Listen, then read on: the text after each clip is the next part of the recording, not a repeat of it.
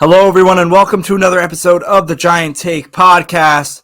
49ers 30, New York Giants 12. If I cough during the episode, I don't know. I have a little cough going right now. And just like the Giants coughed up this victory. So let's talk about this game a little bit. Alex has already given me a face to start this one off, and I'm going to throw it to him right here and early, actually. My name is Josh. I'm joined by my friend and my co-host, Alex. Why are you giving me a face when I say the Giants coughed up this victory, Alex? I don't know. That was just a weird phrase. I'm going to be completely honest with you. I wasn't expecting it. So I guess that was the reason for the face. But yeah, a tough one here tonight, or now the next day, when we're recording this at this point at 12:30 at night, or whatever morning. No, 12:30 still night. Anyway, who cares? What was I going to say? So what I was going to say is that this was a rough one for sure. A lot of mistakes that led into it. A lot of painful penalties, whether they were justified or not, that were really tough. And then the offensive line in particular, just unable to get going, unable to protect Daniel Jones, unable to really get anything going in the run game. And then just, I think, another thing that, kind of has to be mentioned is just some lackluster play calling, especially on offense, but even on defense from Wink, just some bad situational play calling, especially on some of those third down and longs where they were probably a little bit more aggressive than they needed to be. And then obviously part of it falls on the players who are just not tackling and stuff like that. But overall, the Giants did not, it was a close game up until the, 10-minute mark of the fourth quarter. So first three quarters were relatively close. And, I guess from that standpoint, you look at it as a positive, but obviously the final score line is not something that you're happy with. But overall, probably just about what I expected to happen tonight. And, it is what it is. And now we got to move on to Seattle. But 49ers, they're a great team. And right now, the Giants just aren't in a groove on offense at all. And even on defense, they are struggling quite a bit. Alex, the reason I said that in the intro, and it's honestly because, I am optimistic after this win. But it does come with a grain of salt because at the other side of the things, I am annoyed. And as you can probably tell from how I'm talking right now, I just have that feeling of absolute discomfort. I don't like how the Giants kept me in this game for so long. I don't like how they made me feel cautiously optimistic. In the beginning of the game, in that first quarter, they were hanging in there and they had a good offensive drive. And I texted Alex and I think I texted my father and I was like, the Giants actually this season to start a game had a good offensive drive. Like, this is crazy. I might cry. This is something we've never seen before so far this year. So that was like weird. Not Graham Cano. Jamie Gillen had a good punt from like inside the 10-yard line, inside the end zone. I was again like, this is weird. Like what is going on right now? I was kind of confused. Again, very excitingly confused in that way. And the team just hung in there. I felt it to be a very weird game, Alex, because I think we all thought it was going one way, and that was a 49ers blowout. So when that just didn't happen from the get-go and not until the fourth quarter, it was just a weird feeling like, so we have a chance, you're saying, type of thing. And then it's 20-12 for so long. I felt like there were so many opportunities for the Giants to continue to claw back in this game to where even they had a drive on offense when it was 20-8 and they were a touchdown and 2-point conversion away from tying this ball game. And they don't do 20-12. I mean, I think 20-12, right? 8-point game, but 12. Yeah. 8-point game, touchdown, 2-point conversion, 20-12. The Giants can tie it up after a long, more than 5-minute drive. It was like 11 plays for that field goal for the 49ers. And what did they do? It was kind of the Giants of old that we did not see last season a lot, where they don't go down and score a touchdown or get some points on the board. It's 3 plays and then a punt on fourth down. And it's just unfortunate to break down how that went in the third quarter. It was a Daniel Jones pass to Wan'Dale Robinson for 2 yards, a false start. Like Alex said, a lot of penalties in this game on Bellinger, and then another throw to Wan'Dale Robinson for 4 yards. And we'll talk about Robinson and how the Giants were on him, or like, I guess, had a lot of opportunities for him in this game. And then what happens? Daniel Jones, 3rd and 9, incomplete to Darius Slayton. We punt the ball. Alex has had his mic unmuted for the longest time. He is waiting to budge in here, but held his ground and did not interrupt. Alex, I appreciate it. What's going on? Well, you were kind of going through the points, and I kind of wanted to, further emphasize it. What I'd say is, I think there was 3 like turning points here in this game. The first one I think was after that that touchdown, right? The first touchdown in the game for the Giants, where it made it 17-12, and then the Giants.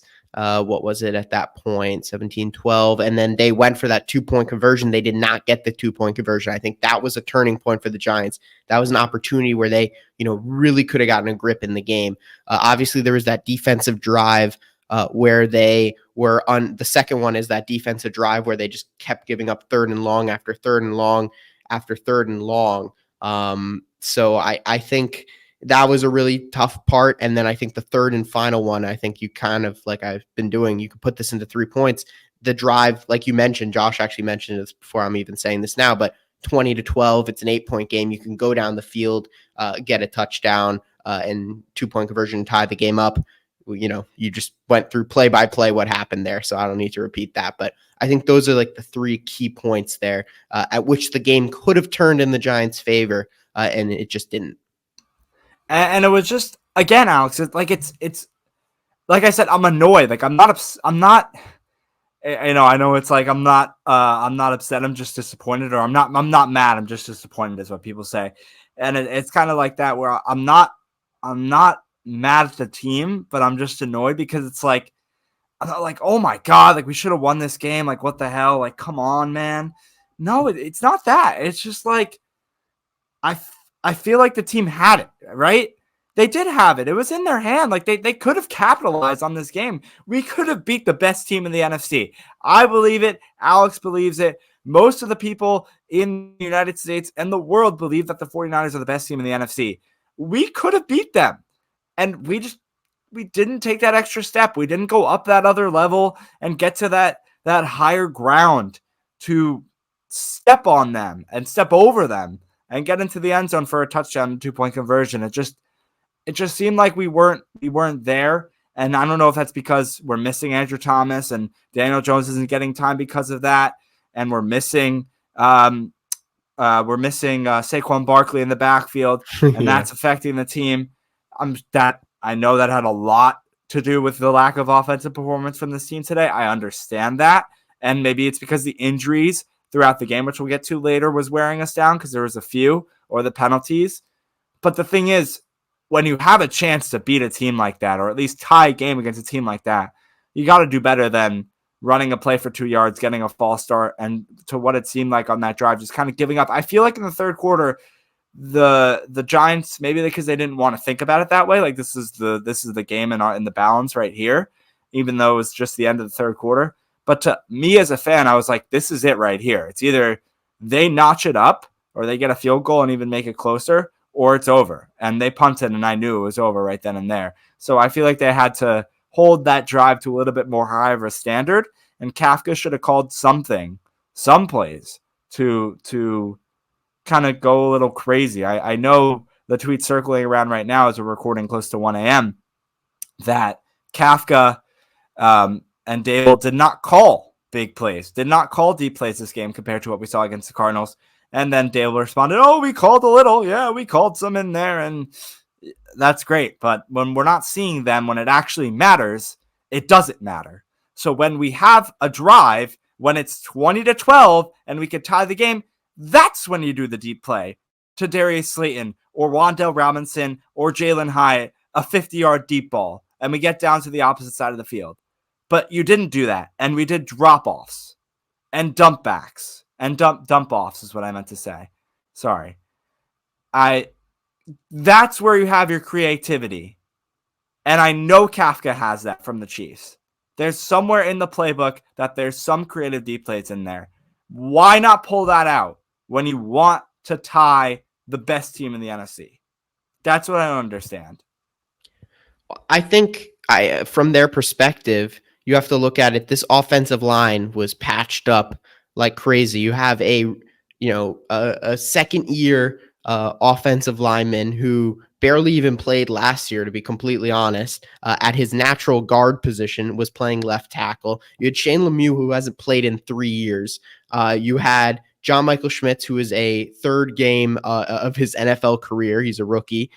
You got who was playing right guard, Marcus McKeithen, making his second ever NFL appearance, had a torn ACL in his rookie season. So this is kind of like his real rookie season. And then Evan Neal, who at this point doesn't have a whole lot of excuses, but has not been very good for the Giants. So you look at that offensive line and you saw Nick Bosa and Armstead and all those guys rushing right at you. And I do understand why the game plan was more quick passing. And in the preview episode for this game, I was even saying that would be the key. If you can successfully get the ball in Wan'Dale Robinson's hands or Darren Waller's hands or Darius Slayton's hands, whoever it may be, 5 yards, 10 yards down the field, and let them make a play with the ball in their hands. And I think, to be completely honest, they didn't really do that. At certain points, Jones did not put them in the position to do that, and the defense was kind of swarmed around them. But there were opportunities where you felt like, okay, here's Wan'Dale in a bit of space. Granted, Wan'Dale just came back from an ACL injury, so you have to give him a little bit of time. But guys like Paris Campbell and Darius Slayton, who, when they get the ball in space, they just weren't really able to make the most of it, even though they didn't get it much in space, to be completely fair to them as well. So I get what you're saying, but I also think from that perspective, it's tough to dial up some of those deep plays when your offensive line could barely hold up for Darius Slayton to get a 10-yard curl route. So it's tough either way. I think, if they set up a whole bunch of deep shots and Daniel Jones just got sacked on every play, we'd be furious too. So I think he had to have a fine balance, Dable and Kafka, but it just, at this point, the talent on the field was not good enough for the Giants compared to that star-studded defense. Well, listen, Alex, you talked about the offensive game plan coming into this game, get it out quickly. I mean, it worked. Guess how many sacks the 49ers had? Just as many as the Giants did. 2, I think. 1, 2. That's how many the Giants had. It was split both sides 2-2. So let's give, a round of applause as well to this play call going in for the offense. Get it out quickly. Now, mind you, they put 12 points on the board against an unbelievable 49ers defense. I understand that. But to the point of, we want to get it out quickly so Daniel Jones doesn't get himself on the ground, it works somewhat. There was only 2 sacks in the game. So, credit to them. But now we have to turn that get the ball out quick, not get sacked success to, while doing that, let's get more points on the board. And unfortunately, 12 against top teams that have the best offenses in the league, that's not going to do you that with Christian McCaffrey and Deebo Samuel and Brandon Ayuk, and we can go down the line, George Kittle. It's tough when you don't have a run game threat too, right? Obviously, no Saquon Barkley, and then Breida did fine in that replacement position. I have no problem. I'm not saying he did bad. I'm just saying you don't have the threat that Saquon Barkley possesses. When you see Saquon Barkley in the backfield, it makes defenses think about it. And when Matt Breida's in the backfield, no disrespect to him, he had a pretty good game, probably one of the best players on the field today on the offensive side of the ball. It's just not the same. He's not as physically imposing. He's not as, he's just not as dynamic as Saquon Barkley. And I'm sure he knows that, right? And there's not many Saquon Barkley type players on this planet. So it's tough, when you have a banged up offensive line, inexperienced offensive line at that. And then you're trying to do the pull for short passing game, but everybody knows you're trying to do the short passing game because you don't really have a run threat. Can't throw the ball deep. It's just, it's tough, especially when those pass rushers on the 49ers can just pin their ears back and rush at Daniel Jones. And that's pretty much what just happened. And then Daniel Jones, he has to dump it off quickly if he wants to survive back there in the pocket. So overall, it's rough, but we've talked a lot about the offense here. I guess we should transition to the defense, right, Josh? So you want to, I'll let you finish up with any other thoughts you got about the offense, but then we could switch over to the defense. I guess let's do the stats with the positional group. So I'll just say, that sounds good. Daniel Jones, 22 for 32, 137 yards. And no interception, no touchdowns and an interception. I turned the game off. I'm not gonna lie. I turned the game off when that pick happened. Three of the 4 Daniel Jones interceptions this year Tip. have been those tip picks that they should have been caught. So. And mind you, you know what it reminded me of? It's when the bride at her wedding throws the flowers. What is it called? The bouquet? Is that what they're called? You know what I'm talking about? When she throws them behind her to all the bridesmaids. Okay, yeah, I do know what you're talking about. Yeah, that's what the pick was. It was literally one 49er tipping it, and then 4 49ers like, okay, which one of us is gonna get it? That's literally when I saw it, immediately what I thought of. Because like, how hilarious is that? Like, come on, like out of any pick that could happen. The ball sits in the air forever when that happens too. It's like floating there. It's just like in the air, like it's like, and you hear like the slow-mo music with the running, you know, it's like bum bum bum bum bum. It's like music. One of the you know what it's like for anybody who plays Madden when there's about to be an interception, it like slows down, like everything. And then they have to turn the camera too, so they slowly turn the camera around to the side of the offense. It's realistic, man. It's probably the most realistic thing about the game. Madden, welcome to the Madden podcast here. But yeah, it's just like those type of picks so far this year. I mean, that wasn't a blame on the receiver, right? That was just a bad throw by Daniel Jones, if I'm not mistaken. Again, I haven't rewatched the pick yet, but it was either that or it was a good play by the 49ers. I think it went right off of Darren Waller's hands, but I thought it was tipped by one of the 49ers.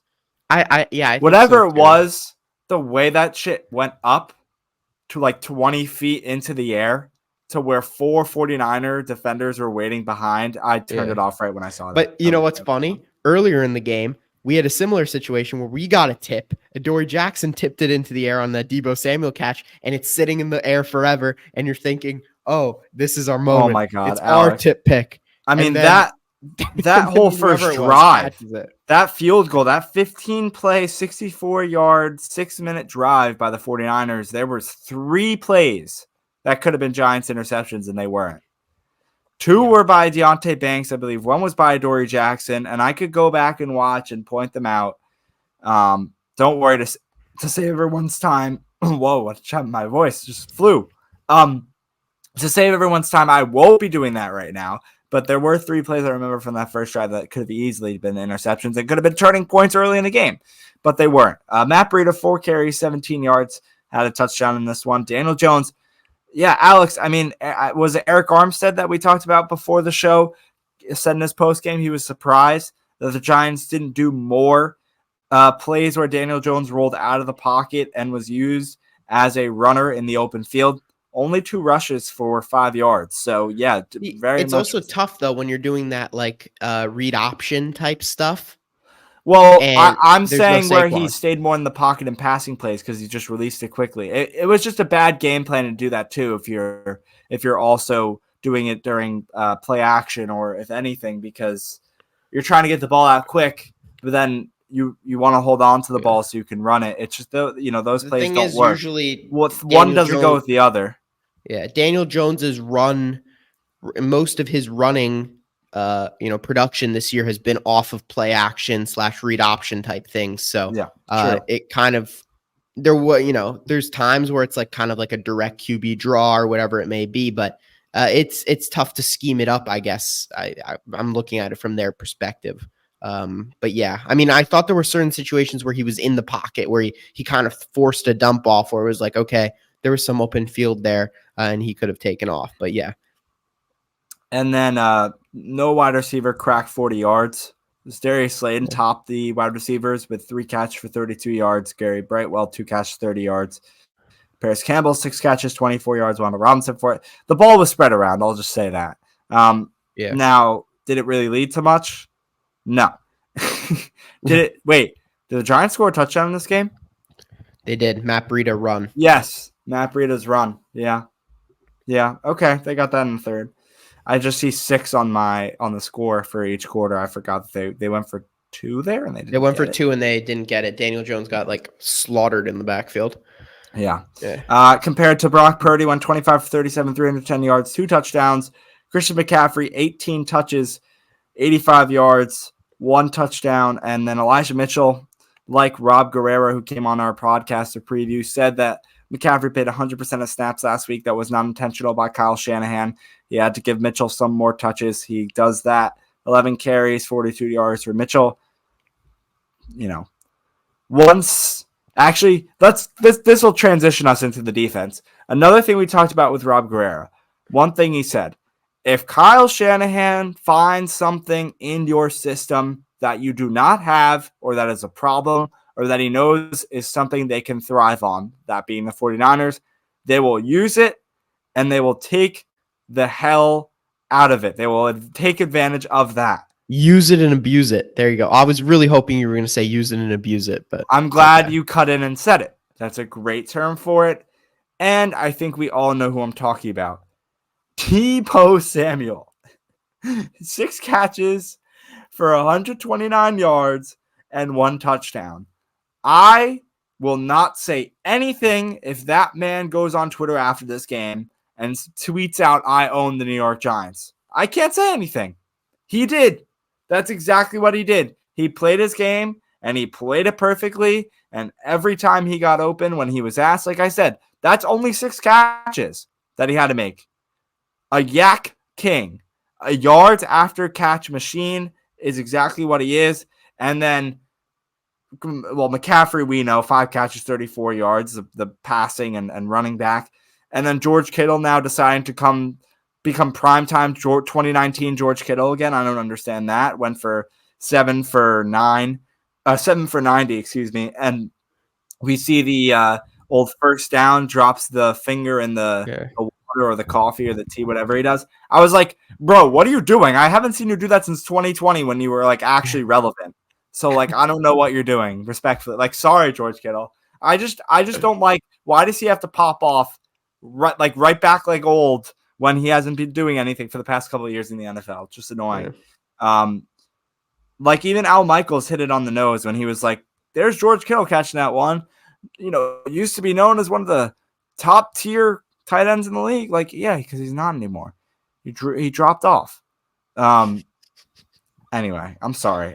Now Josh has that Kittle hate. Alex, I'm not a fan. Funny enough, after we had that debate 3 years ago on this podcast. I'll tell you a funny story. This guy insisted that Kittle was better than Kelsey, probably in the beginning of our podcast. I still remember that.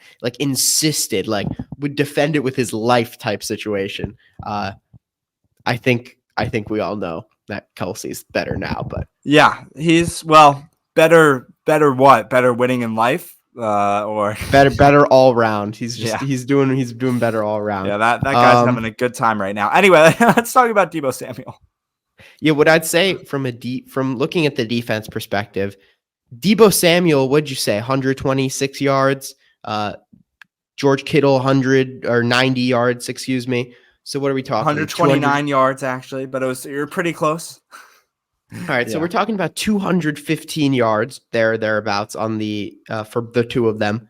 I guess 100 of those, 150 of those, maybe even after the catch, they were untackleable, or more like it, the Giants cannot tackle for their lives. It doesn't matter who it was. It would be Micah McFadden, it would be Okereke, it would be Banks, it would be McKinney, it would be Adoree Jackson. Nobody could tackle.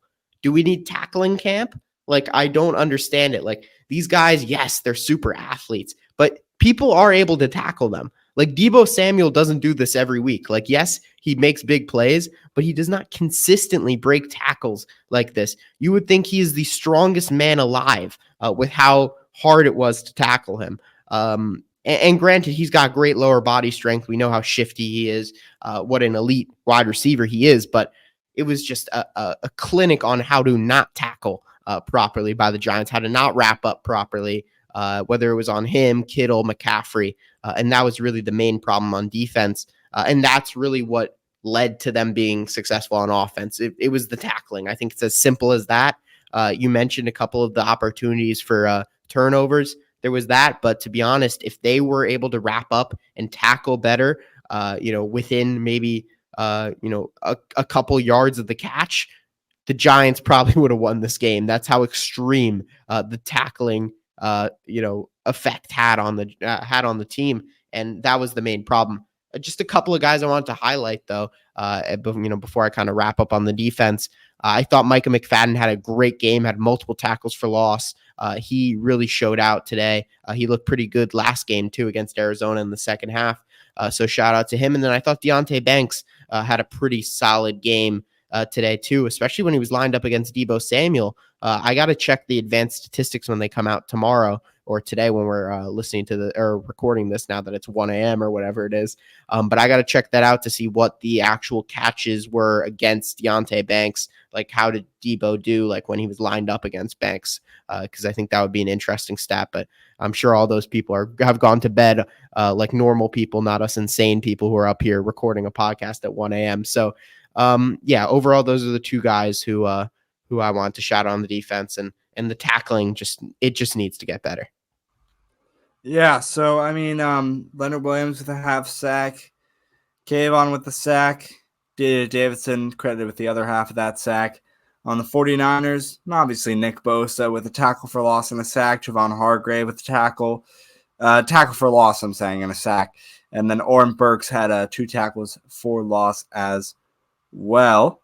And then I want to talk about, all right, so I think we're good with offense, defense. We broke that down. The final things I want to just do here is injuries, and then I kind of want to get our final takeaways from this game and kind of looking ahead a little bit to see kind of what's next here for the Giants. Now we sit at 1-2, 1-1 away. Luckily, we're going to head back home, but it's a Monday Night Football game, so it's going to be a little bit weird. We're going to do all of that in just a minute after the break.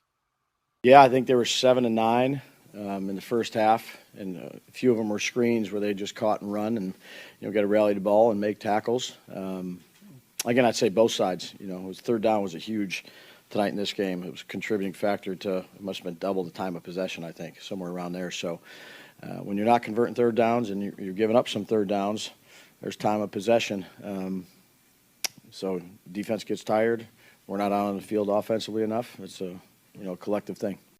All right, let's go to the injuries now. So we don't have a ton of news. Again, it's like 1 a.m. after this Thursday Night Football game, but we do have some updates on the injuries here. We have Evan Neal got injured in this game, says he's okay.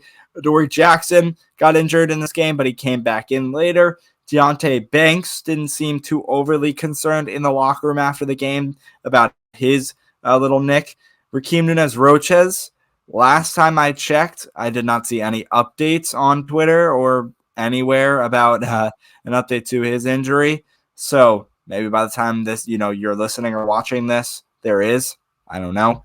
And then DJ Davidson, another person that I don't have an update on, had a shoulder injury. Okay, Alex, let's wrap this up. So again, Giants lose 30-12. We kind of talked about our thoughts on the game. I think overall we both kind of agree that we were a little happier with how the Giants ended up playing. Down Andrew Thomas, down Saquon Barkley. They somewhat fought through this game, although there was lackluster in play and in play calling. But it ended up being the result we all expected, a 30-12 win for the 49ers. So let's look ahead. I did not think, and I know you did not think, that at this point in the season, or I mean, I don't want to speak for you, but I want to say we both did not believe the Giants were going to be 1-2 at this point in the season, right? I thought they would be 2-1 or 1-2. I would have expected them to win against the Cardinals. I think Cowboys, was always kind of a 50-50 game. I did not expect them to lose 40-0 though. And then this game, I kind of always thought was probably going to be a tough one for us. So I'd say optimistically, I was hoping 2-1, but I could have seen 1-2 as well. So it's not like it's not doomsday like some Giants. We're not 0-3. I mean, if it was 0-3, we'd be having a completely different conversation right now. But I do want to give a little bit of a Monday Night Football. Huge though, huge game. So let's look ahead now. We have the Seattle Seahawks coming to MetLife on Monday night. So the Giants now, like I said, another primetime game. Which again, I don't know why the NFL did this, but whatever. So now we got Thursday. So we're playing on Thursday. Guys can go home. I'm sure the Giants are going to give them the weekend. So they're going to get a few days to rest up, chillax, figure out what went wrong, What can we improve on? They're going to get back in that building, I'm sure, on Monday, and we're going to figure it all out. From that Monday practice, they're going to have a full week until Monday Night Football. That's a long time from Thursday to Monday to prep for a football game. So they should know everything there is to know about the Seattle Seahawks. What do you need to know as a listener if you haven't been keeping up? So the Seahawks lost their first game 30-13 against the LA Rams, which, by the way, don't think like the LA Rams or anything, because the LA Rams have solidified themselves so far in week 3 of the season because they had that game. In the second week, they just played the 49ers, and they looked pretty good against them, even though they lost. It came down to the end. And the Seahawks beat the Lions in overtime in week 2, 37-31 against, I just said the Lions already, and the Lions beat the Chiefs week 1. So the Seahawks are a team that looks pretty good this year. We expected that. It looked good last year. They're going to play the Panthers at 4 o'clock this Sunday. This is a team the Giants got to take care of. They have to. You go to 1-3. Your next game's against the Dolphins. They're away in Miami for that game. The following week, you have one less day to practice. It's a Sunday game at 1. I'm saying they're going into that team as definite underdogs, and it's a small chance. If they can't beat the 49ers, they can't beat the Cowboys. I do not think they can beat the Dolphins. So this game against the Seahawks is crucial to get to an even scoreline of 500 before you go into Miami. You agree? Yeah, I think you need to at least take one of those 2 games. But yeah, the Seahawks game, you're at home. It's Monday Night Football. The Seahawks roster is not as good as they've been performing so far. But to be fair, the Giants were like that last year. So you can't take those teams not seriously just because you don't think their roster is particularly good or whatever it may be. And then the Dolphins, I don't think they're on the level of a team like the Cowboys or the 49ers, obviously. But I think, offensively, I think they could blow you out of the water, especially with Tyreek Hill. And if Jalen Waddle, I'd have to imagine, is back from his concussion by then. So it's going to be really tough to play against those guys. So defensively, they're not the powerhouse that the Cowboys or 49ers are, but they can sure blow you away on offense. So yeah, Seahawks, it's a must-win game. It's an important week ahead, a week and a half ahead here for Brian Daboll and the coaching staff and all the players to get ready for that one. All right, so the Giant Take Pod is on Twitter, TikTok, Instagram, Facebook, all of those social media platforms. Definitely check us out there. I'm on Twitter at JoshSolo29, Alex on Twitter at ANorian23. And subscribe wherever you're listening, Apple Podcast, Spotify. This will be out on Friday. That's weird, man. So how many podcasts? We had 3 podcasts in 1 week. That's kind of crazy. Did we? What do we have? Yeah, we had the recap on Monday from the Cardinals game. Then we had the preview with Rob. That was on Wednesday. And now we have this episode on Friday. So you had 3 TG. You had a lot of us this week. You had 3 Giant Takes. So don't worry. We're going to give you a little bit of a break. You've gotten a treat. You've gotten an episode every other day during this weekday, Monday, Wednesday, Friday. You've got a full week off from us, I think. Yeah. So we'll probably record Thursday and we'll release Friday. Yeah, you have a week. Yeah, you got a week. Yeah, you have a full week. So yeah, you'll probably be hearing from us next Friday with our preview Giants versus Seahawks, pending. If there's any news during this little break or we have to talk about, obviously, that's not going to affect our picks or anything. Those are already in. Those are locked in that we did in the preview. And, right? Yeah, we're ahead of the game. We did that. We're good. We're chilling. We're fine. And so yeah, we'll see you in a little bit. We'll see you in about a week, unless anything crazy happens. We'll hop on the mic for an emergency. Saquon Barkley ankle sprain is not what we expected. He's coming back on Monday. Yay! Even though that is what people expect because it's week to week. Yeah. All right, Alex, take us out. It's 1:11 right now. All right. Thank you, everyone, for listening to today's episode of the Giant Take Podcast. Hang in there. I know it's not a victory or loss Monday, but at least we got the weekend to look forward to. So we'll see you all next week. Peace.